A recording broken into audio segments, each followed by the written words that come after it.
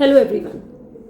आज मैं किसी टॉपिक पे बात नहीं करना चाहती हूँ, बट आज मैं दो ऐसे केसेस के बारे में बात करना चाहती हूँ जो मेरे पास ट्रीटमेंट के लिए आए थे कि कंसीव नहीं हो रहा है, बट उसमें उनके कंसीव होने में मैंने शायद हेल्प नहीं की, भगवान ने की। तो आज मेरे बोलने का मकसद सिर्फ इतना ही है कि हम सबसे ऊपर भगवान है। साइंस 100% नहीं हो सकती।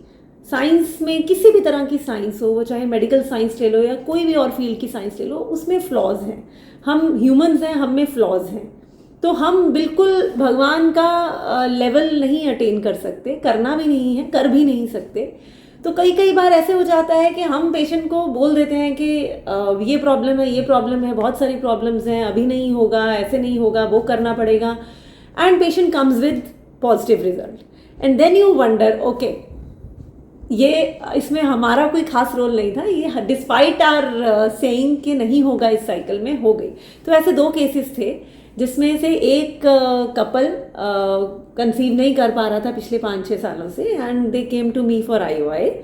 एंड IUI में एग्स बनाए हैं मैंने, फिर उसके बाद एग्स को रप्चर करने के लिए इंजेक्शन दिया, लेकिन एग रप्चर नहीं हुआ।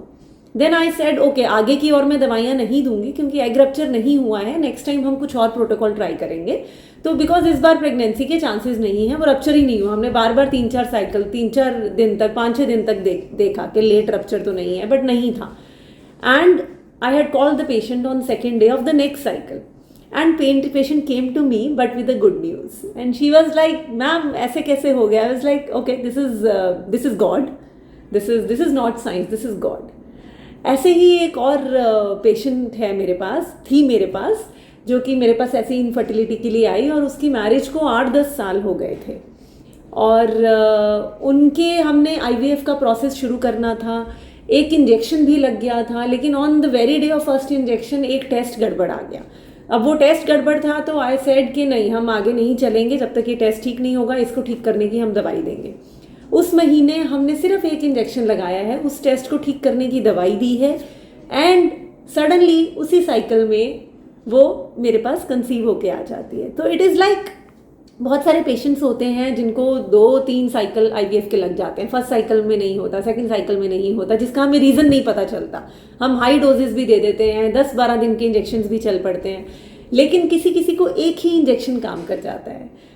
हमारे पास इसका कोई रीज़न नहीं होता, बट येस, कहीं ना कहीं कुछ, वो बोलते हैं ना, अगर तुम दिल से चाहो तो पूरी कायनात लग जाती है उसको मिलाने के लिए।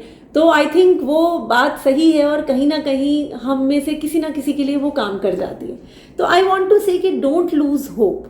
हर चीज़ में ऐसा कभी नहीं है कि आपकी ट्यूब्स बिल्कुल ब्लॉक हैं तो प्रेगनेंसी हो ही नहीं सकती। ऐसा नहीं है कि एग्स नहीं है, एज हो गई है तो प्रेगनेंसी हो ही नहीं सकती, या यूट्रस में रसौलियाँ हैं, सिस्ट हैं, तो हो ही नहीं सकती। Nothing is 0%, nothing is 0%। Even if we say कि चांसेस आर लेस, तो चांसेस आर लेस, नॉट 0। तो ट्रीटमेंट तो आगे कराना ही है, बट साथ साथ में भगवान पे भी भरोसा रखना है। Thank you.